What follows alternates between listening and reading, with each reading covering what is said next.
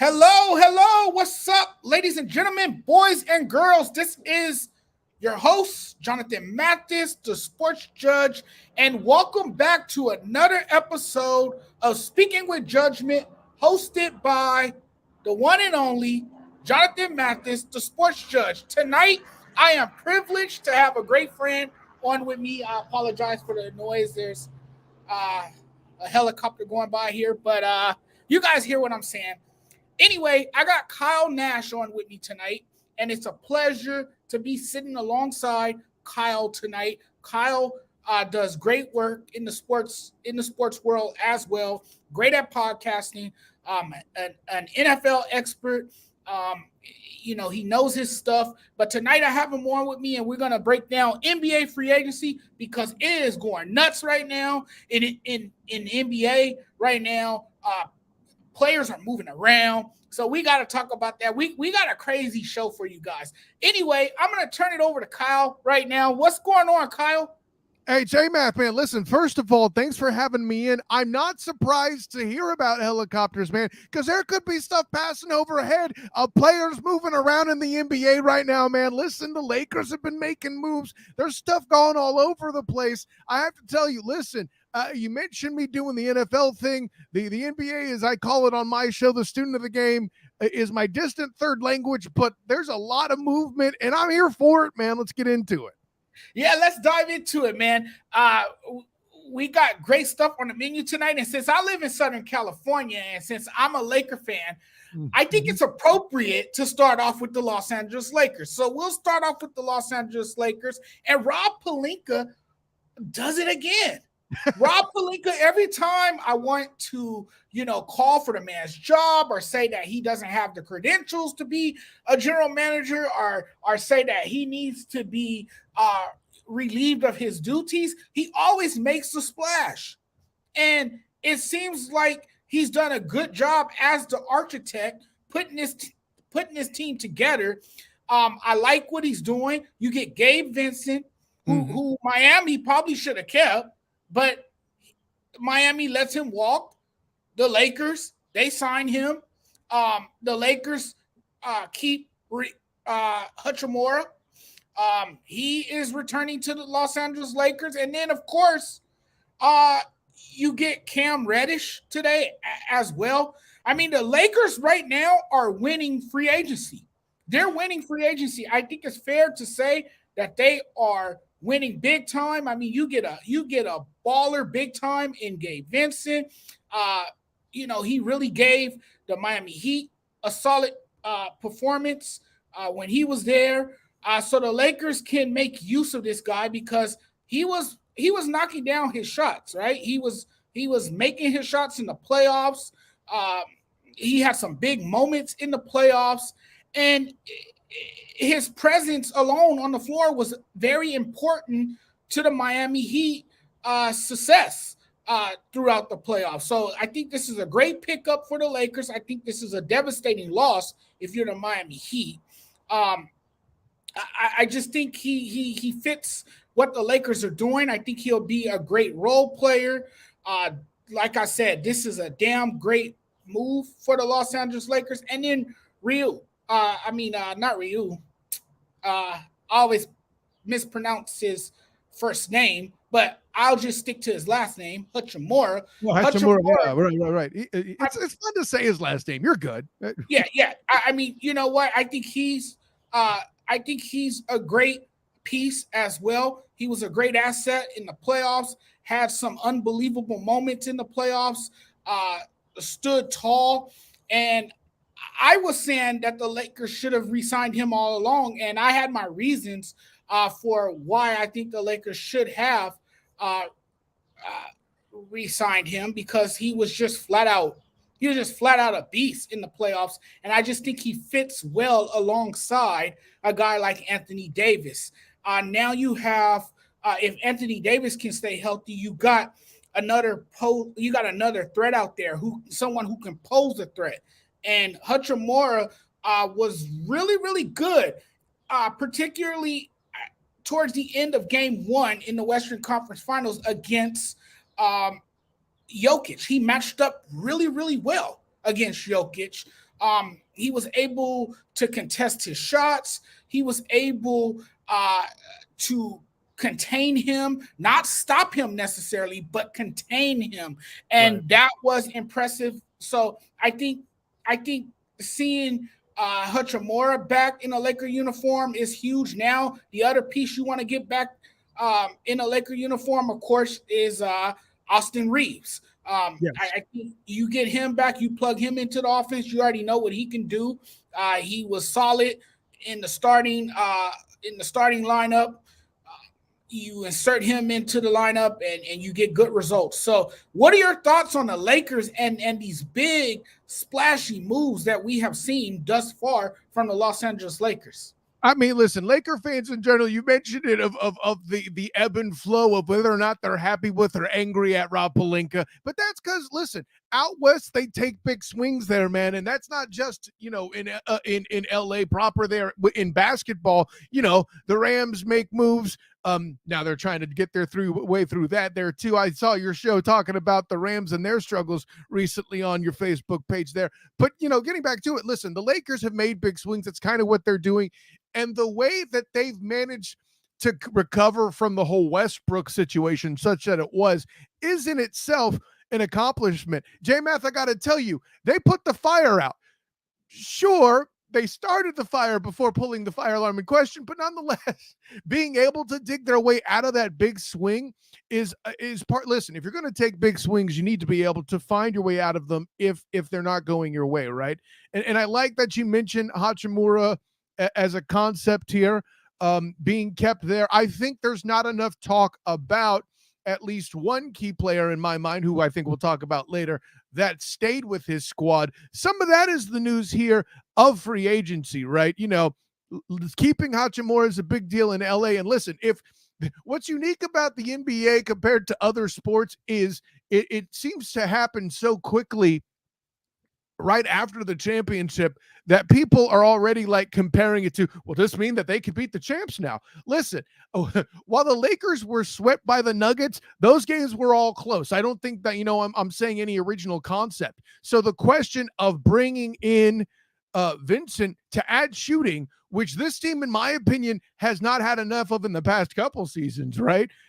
At one point you guys brought in DJ Augustine, and listen, as a guy who's in Orlando, I have my opinions about him and his inconsistency. But the punchline being, you were so desperate for shooting, you brought him and gave him a try over the past few years. But with Vincent bringing that in, getting a shooting mark, you mentioned he hit his shots in big moments for the Heat.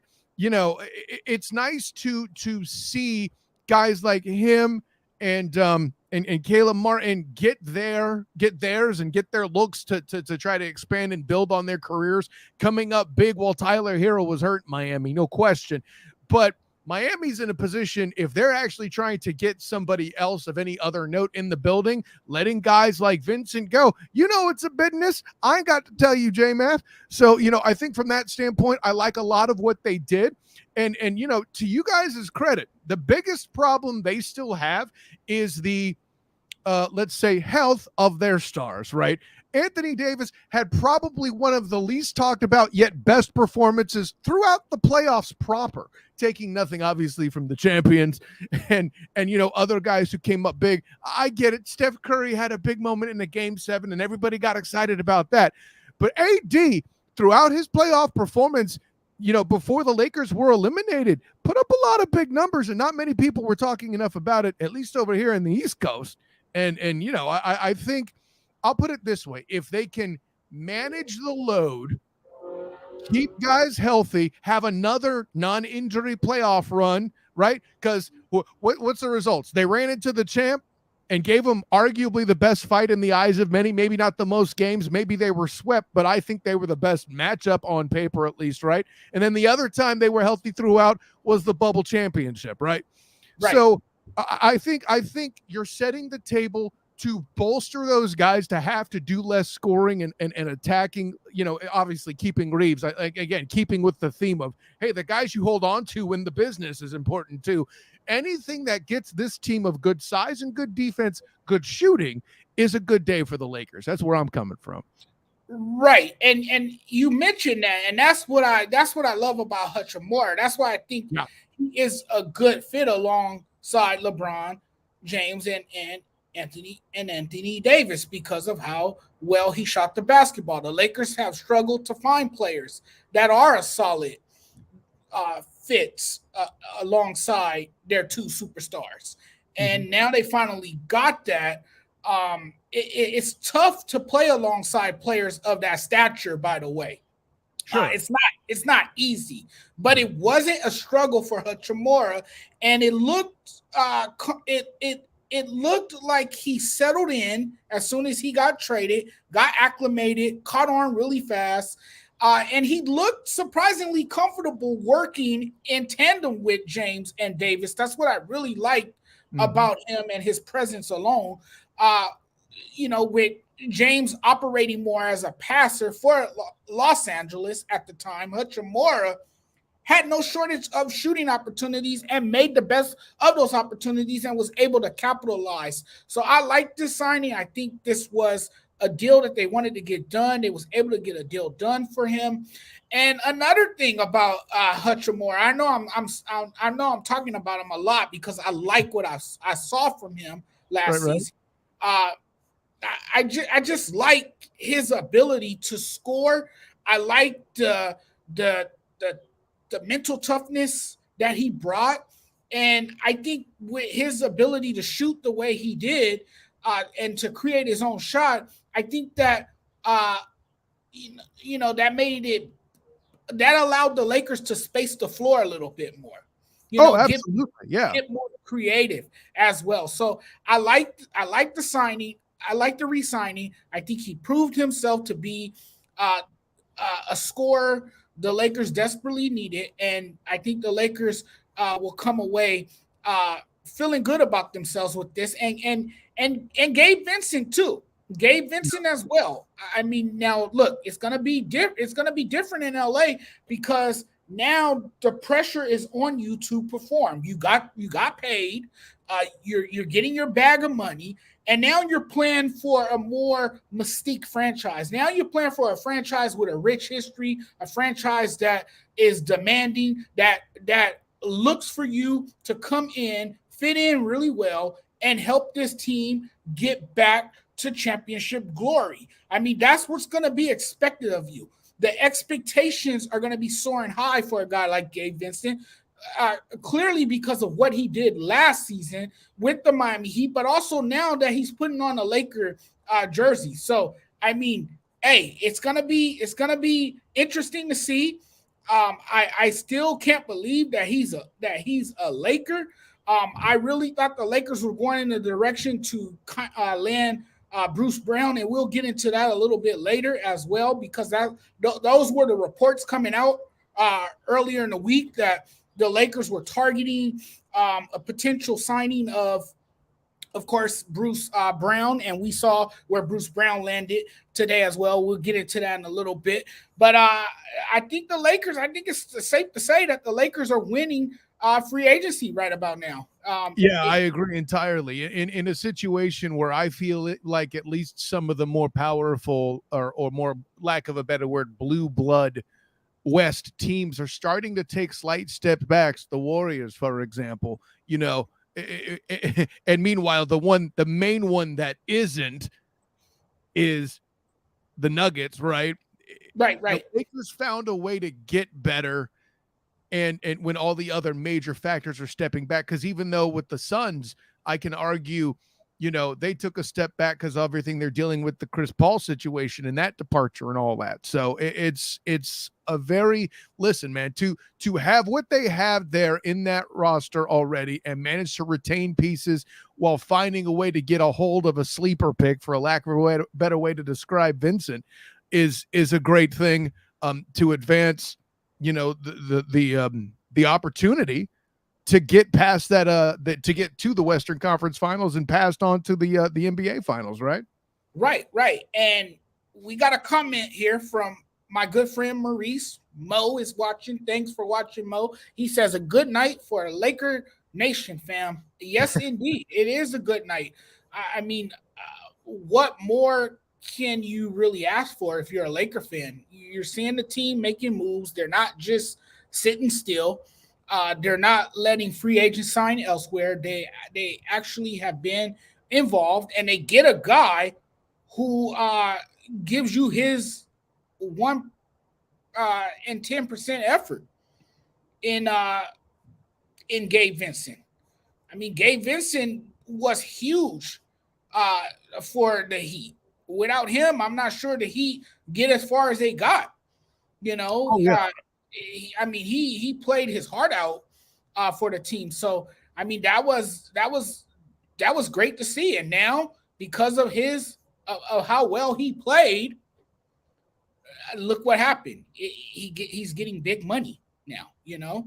A quick aside too, J-Math, I got to say, you talk about being in the big stage and such that it was. He did just come out the finals, and he helped get his team there with Tyler Hero missing for a large portion of the playoffs and being asked to carry more, along with Caleb Martin. So, I mean, granted, he'll probably be dealing with more pressure in the regular season, to your point, but it's not like the guy hasn't been at least pressure adjacent. You know what I'm saying?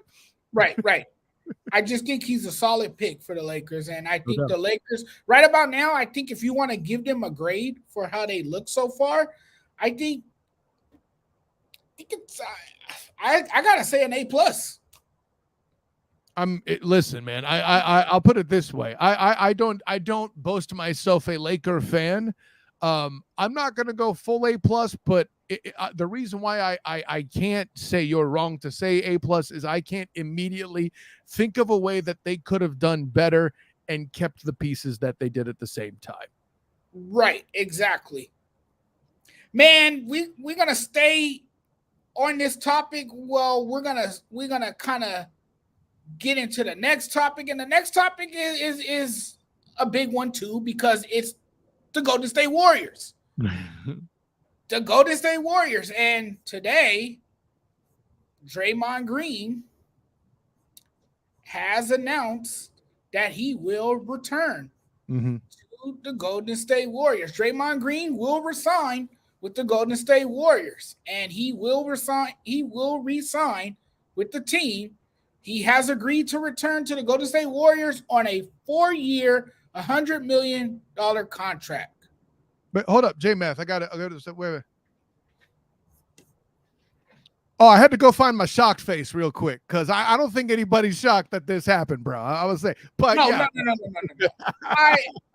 I've been saying it all along that he was going to remain with the Golden State Warriors. I think this is the reason why the Warriors decided to cut ties with Jordan Poole, because you go back to the beginning of the season, when there was so much talk surrounding the story between him and between Jordan Poole and Draymond Green after they had that scuffle during practice where Draymond Green punched Jordan Poole in the face. I knew after that one of those guys would not be with the team after the season. I knew because the red flags were there, and you kind of knew that those two guys wouldn't get along playing together. So it was one or the other. Either you was going to stay with Jordan Poole, or either you was going to stay with Draymond Green, and you was going to obviously pick and choose. You obviously was going to stay with Draymond Green. Once they started using the words "run it back," J-Math, you knew that Ty Poole was the issue, right? Come on, he's the seasoned veteran. He's been a part of the team for so long. He's been there longer than Jordan Poole. And the way Jordan Poole performed last season, not living up to his contract, he was reckless at times. He was getting carried away, attempting ill-advised shots, missing a lot of shots. And he just didn't play up to his standards, nor did he play up to the team standards. So I guess the Golden State Warriors pondered their decision and came up with this idea that, you know what, we will trade him. We will give him up, and we will prioritize Draymond Green. And indeed they did, because Draymond Green was looking for the mean green, and he got it. He's going to stay with the Warriors. And I mean, I like this for him. I think, look, I think we all know that Curry has been the central figure of Golden State's prolific offense, right? During its incredible dynastic run of theirs. But we got to give a lot of credit to Draymond Green too, because Draymond Green has anchored the defense. There it is. And you look at how he plays on that end of the floor. I mean, he's that in-your-face, hard-nosed, tough-minded defender, right? And the way I like to put it, J-Math, like, this is how correct you are. Okay. And listen, you're an LA guy. You've had successful hockey in LA. I'm going to make a hockey analogy. That's right. Hockey, right. Basketball. Work with me here.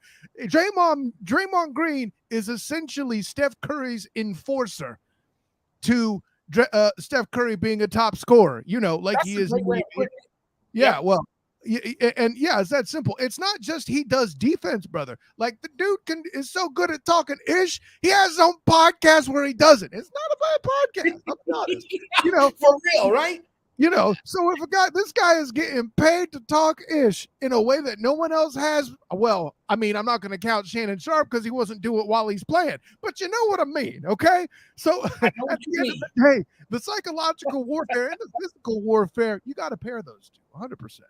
100%. And you know what? You mentioned that, right, about Draymond Green. Draymond Green kind of reminds you, if you grew up in that 90s era, which we did, he reminds you of a guy like Vernon Maxwell or Dennis Rodman, someone of that caliber, right? Those guys were able to X-Man McDaniel, baby. Right. Kind of take you out of your game. They use that psychological approach, and it worked on a number of players, right? Because it would take them out of their game. They would be mentally not there because this player was able to really, really get inside their head and have a mental effect on their game. And we saw it, and that's what Draymond. And you're right, that's what Draymond Green does. But I'm also looking at the fact that he has the ability to guard all 5 positions, on the floor as well. I'm also looking at the fact that he has been a primary passer in Golden State as well. It's just amazing what he's been able to do. And we talk about him not being an incredible shooter or just polished shot maker, but he doesn't have to be. Neither was Dennis Rodman. He knows his role. His role is to defend, to get inside people's heads, and to do what he's been doing. And that's to be a veteran presence. And that's what's so great about Green. He doesn't have to knock down the open shot. But he has helped launch this team to multiple titles and a 73-win regular season. So I think it's fair to say that they were gonna choose Draymond Green over Jordan Poole, and I think that's why they got rid of Jordan Poole. It was a salary dump. The Warriors realized they overpaid Jordan Poole, and they said bye-bye. we will no longer need your services. We will escort you to the door now. You can pack your bags, catch the next flight to Washington. And now he's with the Wizards. And no, you can't keep your stapler, damn it. So, the Draymond Green signing is definitely that was one we saw coming. And I think he wants to finish his career in Golden State. I think at this point in his career, since he's been there so long, it would be weird to see him in a different uniform. It would be very strange. Well, I heard people talking about it and try to do the clickbait with the Photoshops. And I mean, honestly, I think Draymond even knows that for him to try to restart somewhere else, I'm not saying he would retire, but I don't think he's trying to move. You know what I'm saying? So right. I don't know that he fits anywhere else in the same fashion, over and above the familiarity what he's got going on there, man. But I mean, if we're going to talk Golden State, I'm going to ask you, I don't mean to hijack your show, but I'm going to ask the question anyway. The Chris Paul thing, man, how do you feel about that? Well, I talked about it numerous times, and I feel good about it. I think if you're a Warriors fan, you like that trade because look, you're getting a veteran guard. Yes, I get it. He's a few steps slower now. You're not going to get the Chris Paul that you saw when he was well in his prime. He's a little bit past his prime. Hell, the man's 38 years old now. But, I mean, he can come off the bench or he can be a starter, and he can, when Curry's on the bench and when Curry needs a breather, he knows how to run the floor. He could run the offense. He can initiate the offense. He could be the brains of operation. And I think that's why they brought him in for it. What if one of those guys go down with an injury? What if Klay Thompson goes down with an injury? What if Steph Curry is unavailable one night because he is sidelined due to an injury? So you could turn to Chris Paul, and Chris Paul has been there. He's done that before. Now, I think the only question mark with Chris Paul is his health. Yes. Particularly in the postseason, because that's usually when he's useless, right? In the postseason, it seems like it's either fatigue or it's just a freak accident at the worst possible time, So I think it's a good move for the Warriors. I think it adds depth. I think you get another guy with veteran experience, and I think this is his final chance at trying to win a championship, and this may be his best chance to win a championship now that he's teaming up with a Warriors team that have championship winners on their roster. At this point, I'll agree with that statement that he might be the best opportunity to get a championship. Exactly. And obviously, the Warriors became a better team. My only question at this point is, did they get a better enough to battle through Nikola Jokic and company and the Nuggets? Right. I don't feel like that's the case. And of course, we're making the assumption there that Chris Paul stays healthy. I mean, the Warriors, goodness gracious, I never thought the day would come after that brief mini dynasty they had where I'd feel sorry for them. But these dudes have had to deal with so much injury in their own right with Klay and Durant for the short stint he was there and all of that. Now they bring another injury risk in the room. And I mean, I know why they did it. You to your point, and I think this is the part you're getting more right than a lot of people, is Chris Paul, the key to this is for him to be humble enough to take that backup role. I think even they would probably be wise and just straight up make him a sixth man at the most prominent, certainly in the regular season, right? So, right. Yeah, I'm with you there. But the main question I would answer that with myself is I don't think with all that they're doing, it's enough to really kind of propel them to the next round of the playoffs. Right, because the upstart Kings are on the rise. You still got the Denver Nuggets. They reign supreme now in the West. And they needed 7 games for the Kings, right? So there you go. Right. And you still got the Suns, but the Suns, to me, they got a lot of question marks and gray areas as well. So it'll be interesting to see going into next season. But they're still free agency, so we got to wait and see what they do as well. But Correct. To get to our commenters before we move on to our next topic, RC Talks, who is a subscriber of mine on my YouTube channel. And we appreciate you. Yes, we do. And you guys can also watch this live stream from my YouTube channel as well. But he leaves a comment saying, Sports Judge, it's been a busy free agency day. Yes, it has. I knew Draymond would be back, as would Chris Middleton. Yeah, I mean, like I said moments ago about Draymond is a Warrior. I mean, that is home. That's where it all started for him. He's won multiple titles there. Same with Chris Middleton. Chris Middleton won a title and helped the Milwaukee Bucks get their first in, I believe, 50 years. He was a key piece. He was a key piece. People forget that. I know a lot of people give credit to Giannis because Giannis had this historically good postseason run in which he did. He was the most dominant player that year. No question about it. But you can't take away what Chris Middleton and what Jrue Holiday did as well, because they were instrumental to their team's success with everything that they provided offensively and on the defensive end, particularly Jrue Holiday, because he's a versatile player He's good on both ends of the floor. So you got to give credit to those guys as well. And RC also says this: Jordan Poole, Kyle Kuzma, the leaders in Washington, good luck with that.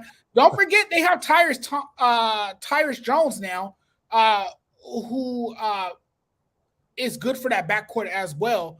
That could be a fun and flashy backcourt to pay attention to with Jordan Poole and Tyrus Jones in the backcourt together. I'm interested to see how they work as a tandem. So, I mean, the Warriors could have something there. Now, is that going to make them this scary team in the East? No, that's ridiculous. But it's going to make them more interesting, I would say.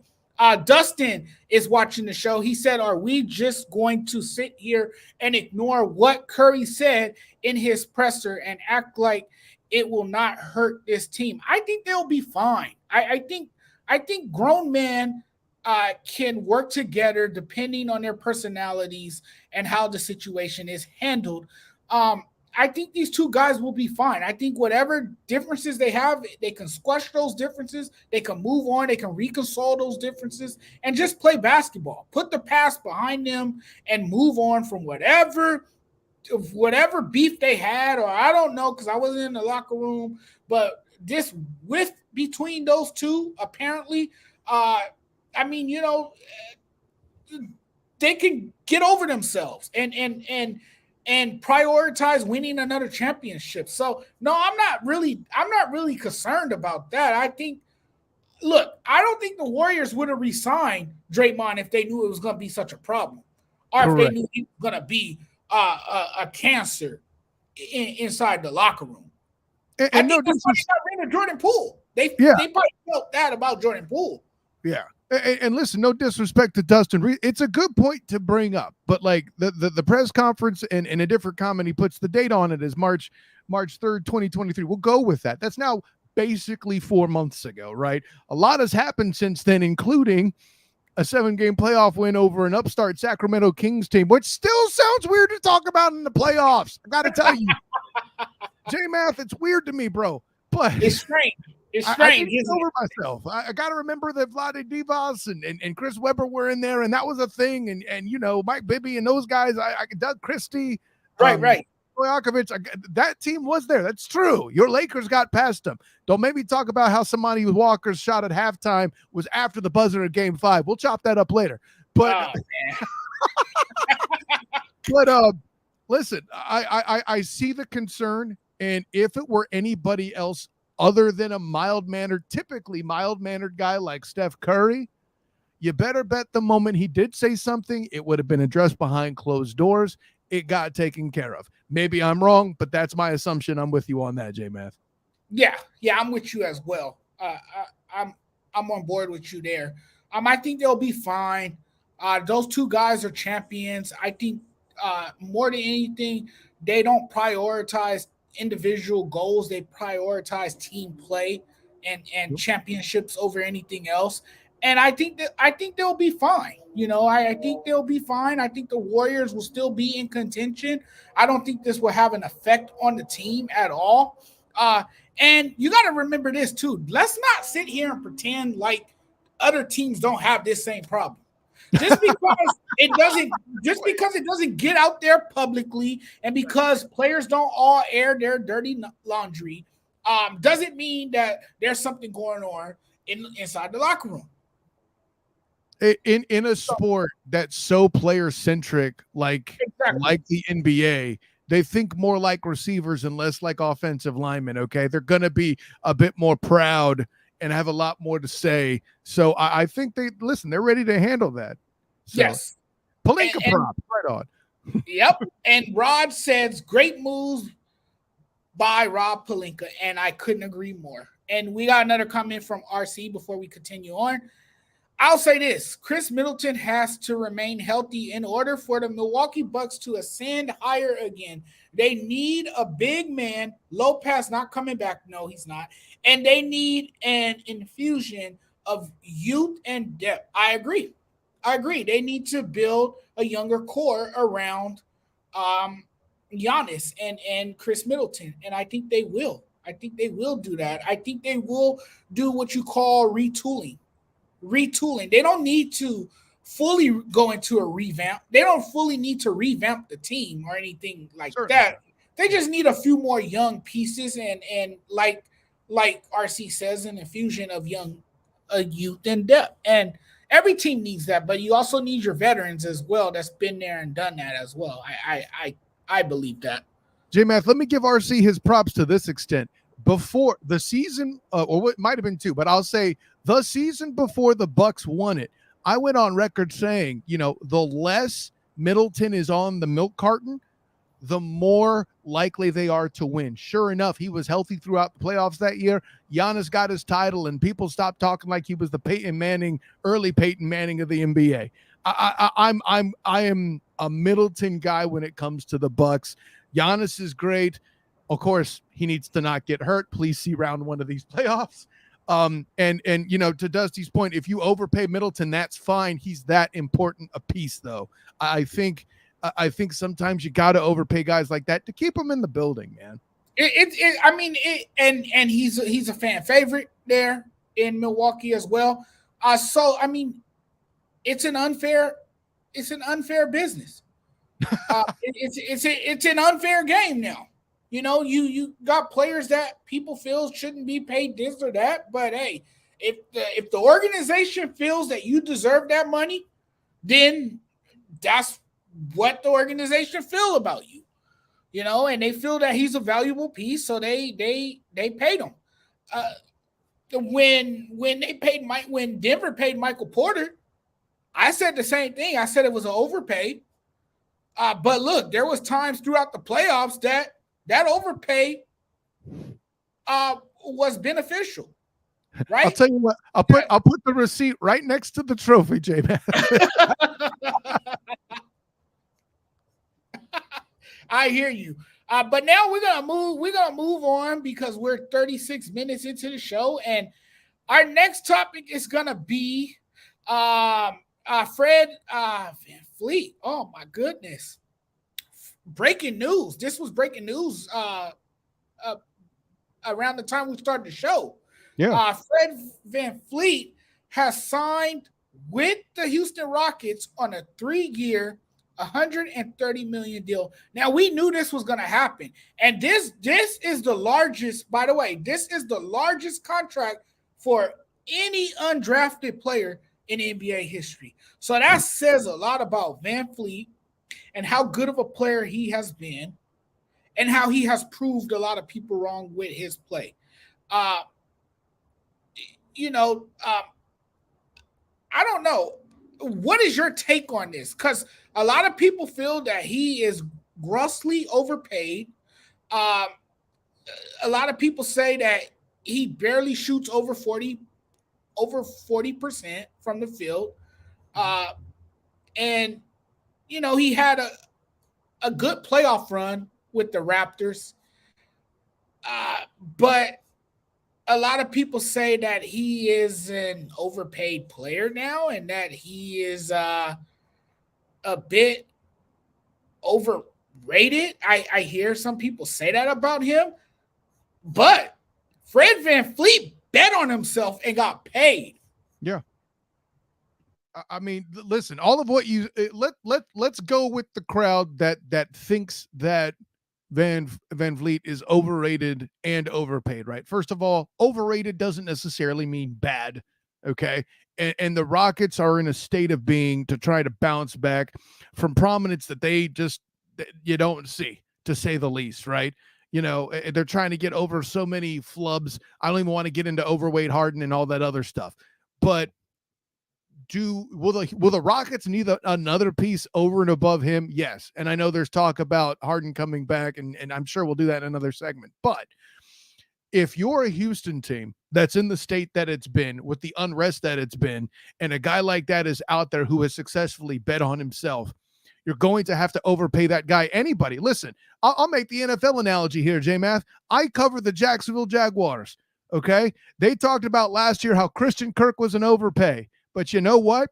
You're in Jacksonville. with having Urban frickin' Meyer the previous year at the coach and one of the worst NFL coaching performances of all time, you had to overpay to get anybody in that damn building, whether it was Christian Kirk, whether it was Zay Jones, whether it was Evan Ingram, or any of that. What I'm trying to tell you is the Rockets are in that mode where if they want to bring anybody who's that rising star that's willing to come in and help that rebuild, because that's what they're doing, they might have to overpay to bring in that piece to start to build that foundation. And by the way, in this league, getting a point guard is a good way to do that. I mean, it's a bit too much, but I think he's a great addition. Yeah. It's better than Harden. It's better than Harden. And by the way, it's already been announced that Harden won't be back with the Houston Rockets. So most likely he's gonna stay with the Philadelphia Sixers. The Philadelphia Sixers are gonna most likely hold on to him. But this team is rebuilding. And they got a guy that now brings a championship pedigree. You know, they gotta. I understand that he's a small guard. I understand that you're worried about the shooting percentage. I get all of that. I get it. You know, but I mean, I know it's a lot of bread for a guy that is not always at his best, but the Rockets needed to sign somebody in free agency. They needed to sign somebody in free agency. Whether he's not worth more than 30 or 34 mil a year. I mean, everyone is saying that this is a damn overpay, but even though he's not worth it, he can provide you something.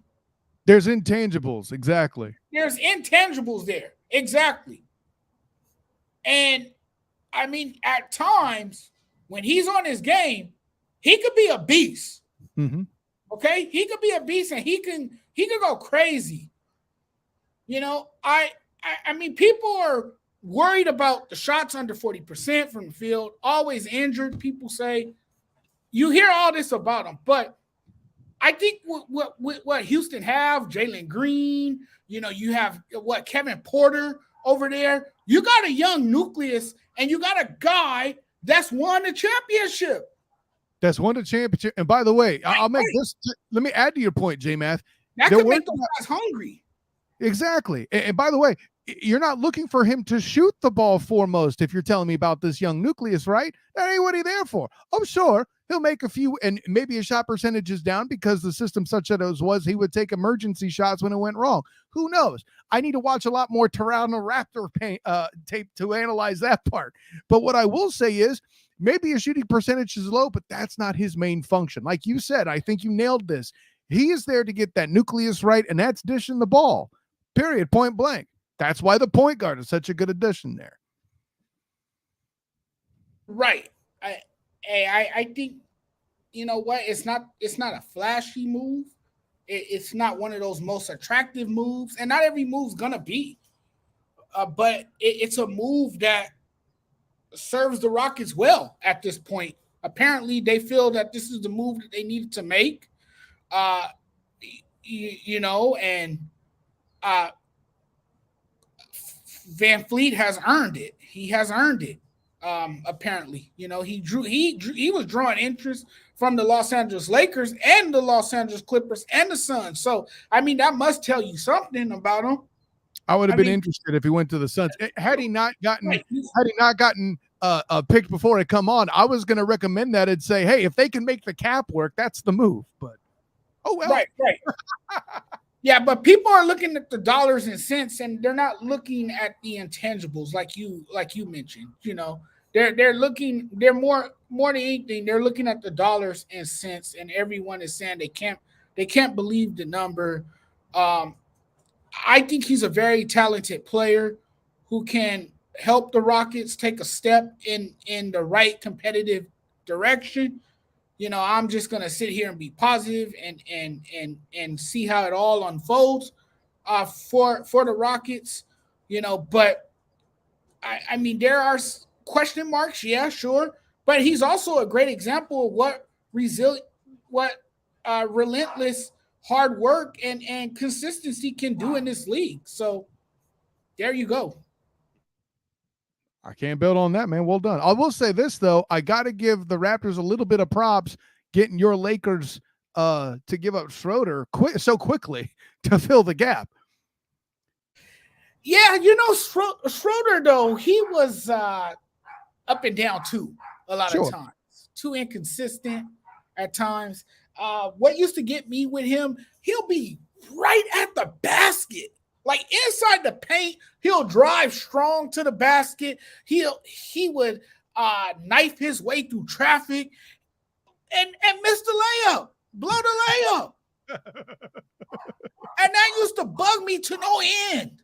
Well, now you won't have that problem. You know what I'm saying? So, I mean, the unfortunate part about this business is that you can't keep everybody together. True. You can't keep everybody together. And sometimes you have to give up to get in return. Yep. Sometimes you have to give up someone to get better. And that's what the Lakers did. I like what I'm seeing from the Lakers. But before we get out of here, we got to get into our last topic. We got to talk about Bruce Brown, because Bruce Brown, man, he was huge in the playoffs for the Denver Nuggets, particularly against the Lakers in the Western Conference Finals, man. That's my neighbor's dog, if you can hear that in the background. Must have been a Schroeder fan. I don't know. It must have been, right? Must have been.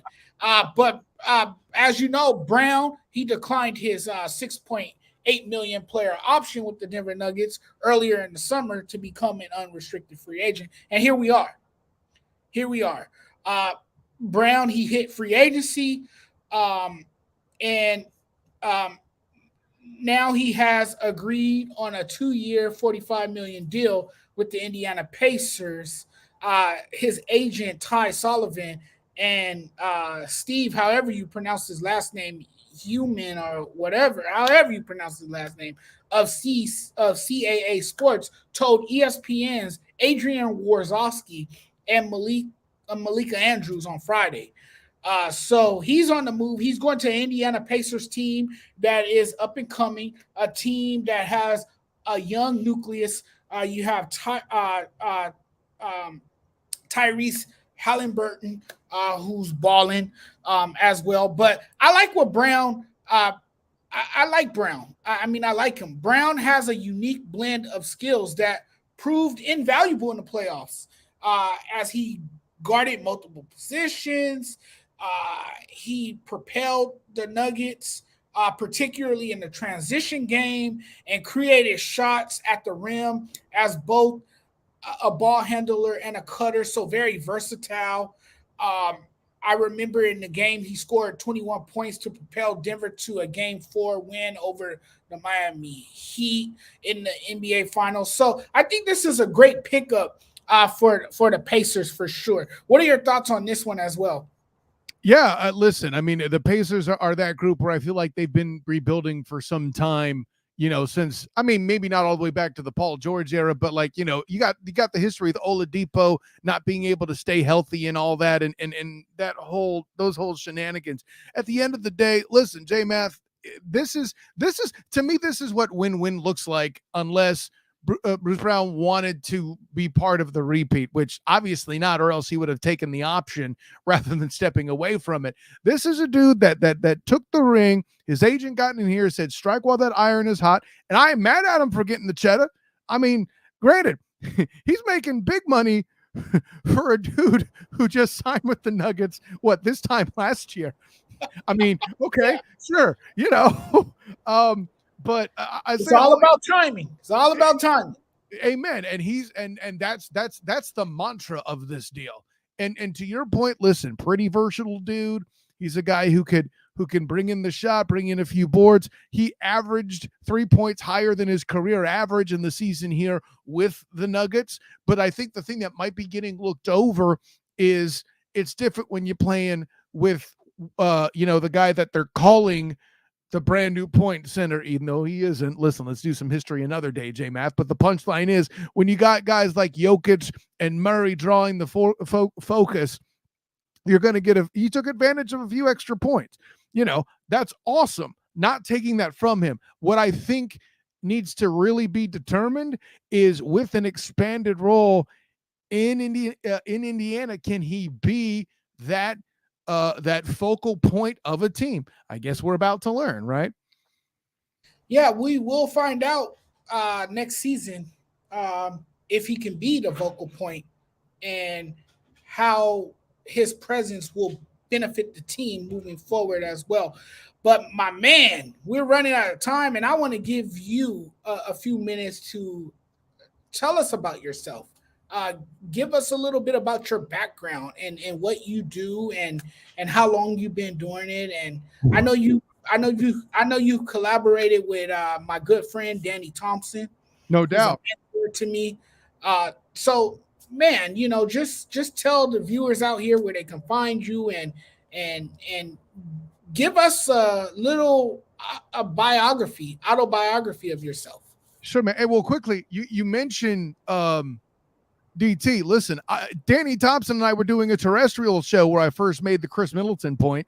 So that should tell you everything right there, right? So yeah, no, definitely shouts to Thompson doing his thing. I have him on my show every now and again as well, the Student of the Game podcast.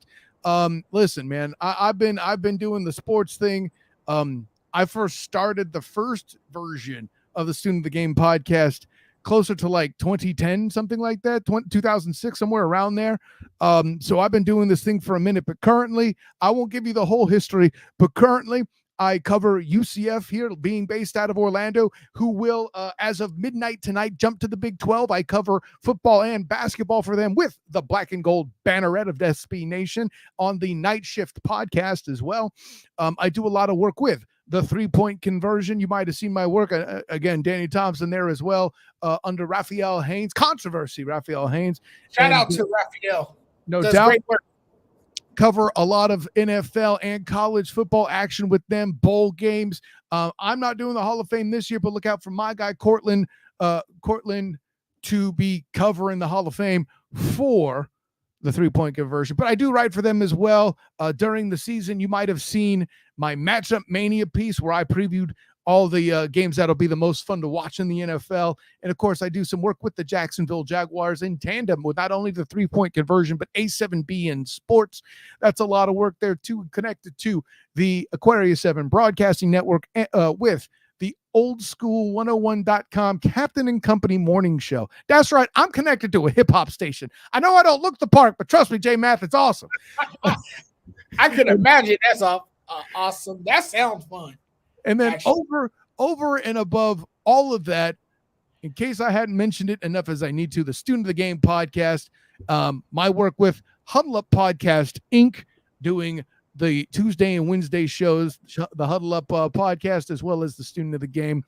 And listen, I'll do the whole rundown now so you can wrap the show as you need to, man. First of all, J-Math, thank you for letting me flex my NBA muscle. This is the most I've dug into the NBA. Yeah, I was like, this is the most I've dug into the NBA as a guest, I think, ever. So thanks for that fun. I appreciate it. Of course, I am Kyle Nash, the Student of the Game. You can find me on Twitter at the SOTG, like it says on the little sign there. Find me on Instagram as the same, the SOTG. Find me on Facebook as the Student of the Game. I already talked about all the places I'm writing that, so you can check those out at your leisure. And honor, joy, and privilege, I hope I get a good verdict from the sports judge. But until next time, my friends, you will. You will. You're ubiquitous, my friend. You're everywhere. You're all over the place.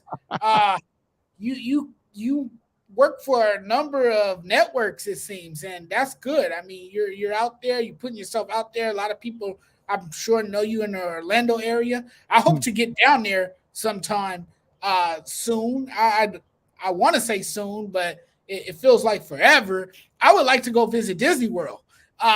Where I live, my backyard is Disneyland. No doubt. You drive 20 minutes away from here, and you're at Disneyland. I'm just 20 minutes away from Anaheim, where I'm at now. So, I mean, I grew up going to Disneyland, but on my bucket list, I still got to mark it off my list, is to go to visit Disney World. So I hope to get out there one day and maybe I can visit you in person. That'd be great as well.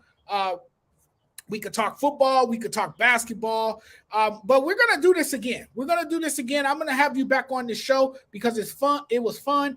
And next time I have you on this show, it'll probably be to your greater strength because we'll talk football most likely the next time we're back on this show. I have some NFL talk for you because we're right around the corner. NFL season is almost back, and man, I can't wait. I can't wait because right now this is the slowest time of the sports year, as you know. Mm-hmm. The only thing we got going on is baseball. Now, I'm a big baseball guy. I'm a huge baseball guy. So hey, the summer is kind to me.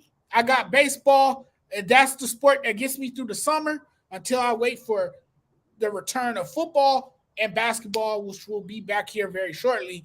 But Kyle, man, thank you for joining the show tonight. Thank you for being a guest on the show tonight. It was a pleasure again to work with you. And before we get out of here, I just want to thank all our viewers, man. I can't end the show without thanking our viewers because our viewers are a huge part of what we do. So thank you guys. Your commenters rock, man. I like the interaction on the show. It was tight. Thank you so much. And we're continuing to grow each day. We're continuing to get that fan interaction because that's what this is all about, right? Fan interaction. It's about engaging with the fans, and that's what we do here as podcasts and content creators. It's wonderful. It's a wonderful thing. It's a lot of fun, and it's amazing how you can connect with people through sports, through these platforms. So it's always fun. It's always an honor to do this stuff. But man, I'm gonna wrap it up now, and I just want to say you guys can. Find this show live streaming here on the Sports Judge page on Facebook, and you guys can also find it on YouTube.